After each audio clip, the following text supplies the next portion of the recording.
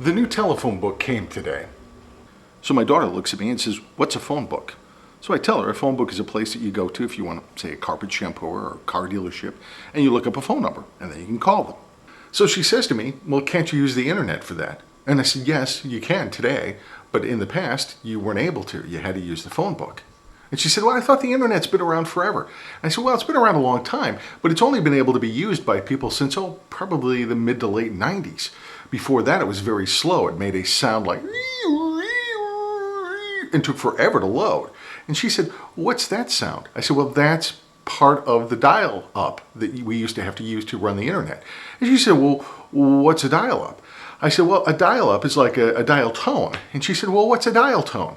And I said, "Well, a dial tone is what you used to hear when you used to pick up an old telephone off the receiver." And she said, "What's a receiver?" And I said, "Well, a receiver is what the phone hung on. And you pick it up and then you would hear a dial tone." And she said, "Well, why did you hear a dial tone?" I said, "Well, that would tell you that it was okay to make the phone call. And then you dial the phone." And she said, "What's a dial?"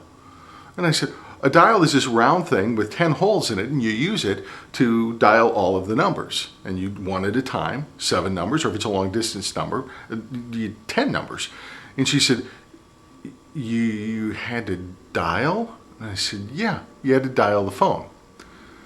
And she said, "Well, how did you text your friends?" And that's when I threw the telephone book away.